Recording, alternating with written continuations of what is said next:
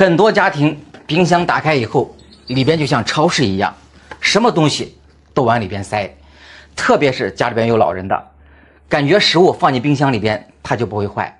其实有一种细菌，即使零下20度，它也是能够存活的，并且感染以后后果很严重，它就是李斯特菌。今天就给大家分享一下各种食物放在冰箱里的安全存储期限。像鱼类、虾类不要超过3个月，牛肉、羊肉、猪肉等各种红肉不要超过6到12个月，鸡类、鸭类、各种禽类不要超过6个月，速冻的饺子不要超过4个月，加工的肉类像加工的各种香肠不要超过2个月，放在上面冷藏式的鲜肉保质期不能超过2天。超过期限的食物咱们该扔就扔，千万不要心疼，健康呀是最重要的。觉得视频对你有帮助，点赞支持一下。今天这个视频和我的专业知识没有任何的关系，但是我还是想在这里给大家再说一下，如果说孩子突然不见了，咱们千万不要等到24个小时以后再去报警。现在交通这么发达，到时候黄花菜都凉了。现在公安部联合阿里巴巴联合推出了一个团圆系统，召回率能达到98%，现在好多人都还不知道。今天我给大家分享一下这个团圆系统上到底怎么操作。首先我们打开支付宝，在上面搜索团圆系统，上面有一个公安部打拐专项行动，这里有个报警须知，然后看一下你需要准备哪些信息。信息准备好之后，点击立即授权，然后跟着步骤把你这个信息填写完成之后，直接拨打110就可以了。这样系统就会把信息分发给25个平台，像抖音、微博、微信、滴滴等各大平台，早1分钟就多一份希望。希望今天这个视频大家都永远用不到，但是你一定要知道。觉得视频对你有帮助，点赞支持一下。遥控器按上去没有反应，或者是有的按键管用，有的按键不管用。今天教大家2个不花钱的方法就能修好。咱们先说第一种情况，按键全部都不管用，一般出现这种情况就是遥控器卡死了。咱们把电池抠下来，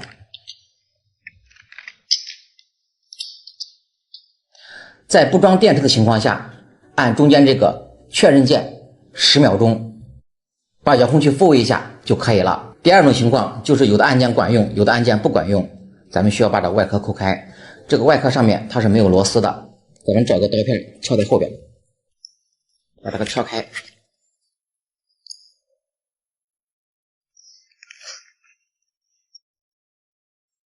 好，打开以后咱们就会看到这是一块电板，上面都有触点。一般出现有的按键管用，有的按键不管用，就是上面时间长了有灰尘，或者遥控器突然之间进水之后，你没有把水分很快给它擦干，里边有水渍所造成的。咱们可以找一张卫生纸，把上面那个脏东西啊、油渍、污渍呀给它擦一下。重点就是擦，你哪个按键不管用，咱们重点就擦哪一个按键。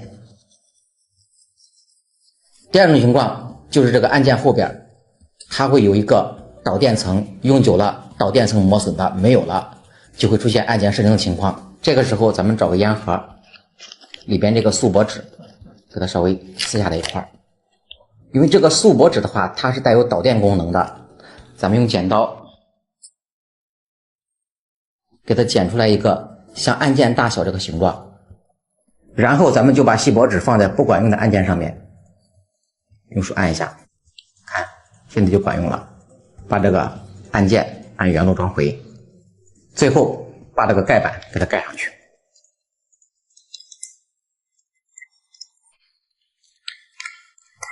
再来按一下按键，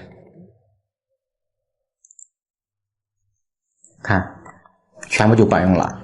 遥控器按键失灵，就按照这2个方法操作一遍，基本上都能解决问题。觉得视频对你有帮助，点赞支持一下。像这种波轮洗衣机在洗涤的时候没有问题，但是甩干的时候出现撞风比较厉害，一般都是上面这个平衡圈里面的平衡水缺失所造成的。这个平衡水很多人都不会加，今天我给大家讲一下平衡水怎么加，一次加多少。洗衣机上盖打开之后，上面还有一个盖板，上面有几个螺丝，我已经卸掉了，咱们把盖板拿下来。这个就是平衡圈。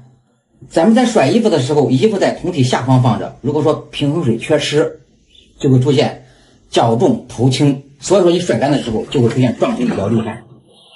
平衡圈上面有的是有注水口的，有的没有，像这个它就没有注水口，咱们就需要给上面打个洞，重新给里边加平衡水。咱们就找根铁丝，不要太粗，用火机给它烧一下，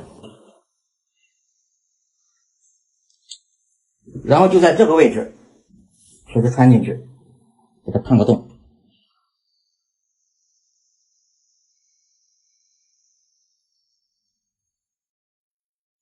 然后咱们就接点自来水，给里面倒点盐，把它化开。倒盐的目的就是在北方地区，咱们可以起到一个防冻的效果。然后找一个大号注射器，把盐水吸进来，把注射器插进这个洞里边，这样就可以往里边加水了。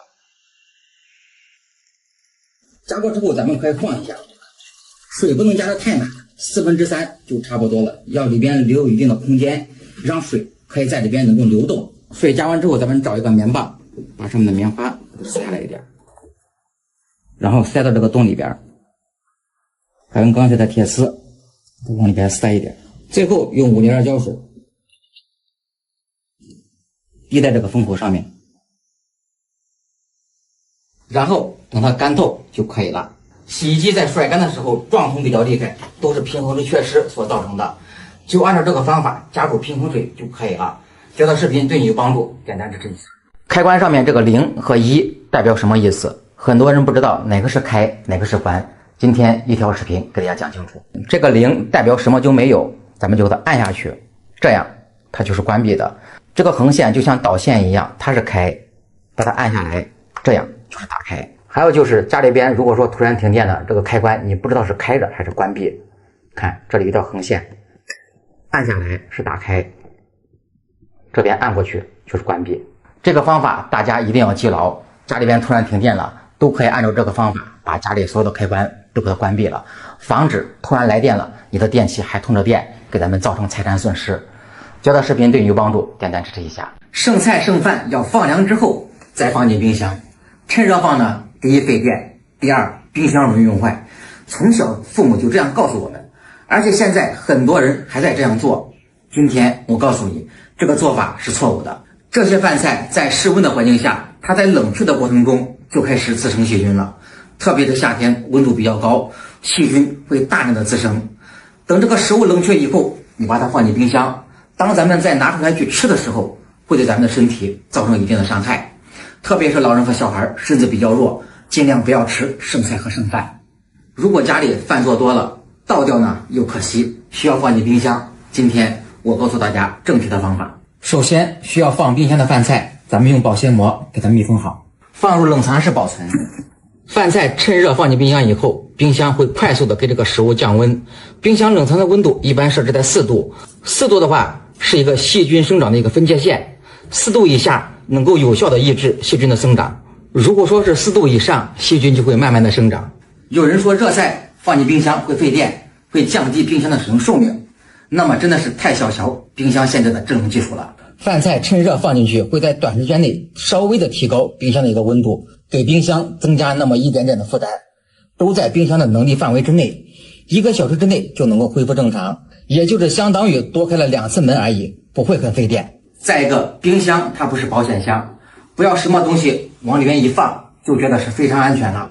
咱们尽量少去剩饭剩菜，每顿呢吃一个新鲜。放入冰箱的剩菜1到2天之内尽量吃完，越早越好。吃之前咱们一定要先看后闻，确定没有变质异味，彻底加热以后再去使用。再就是剩菜不要端出来拿进去反复的加热，加热一次以后没有吃完就把它倒掉，无效的节约很可能会伤钱又伤身。赶紧把这个视频转发到咱们相亲相爱一家人的群里边，让大家尽早改掉把饭菜放凉再放进冰箱的坏习惯。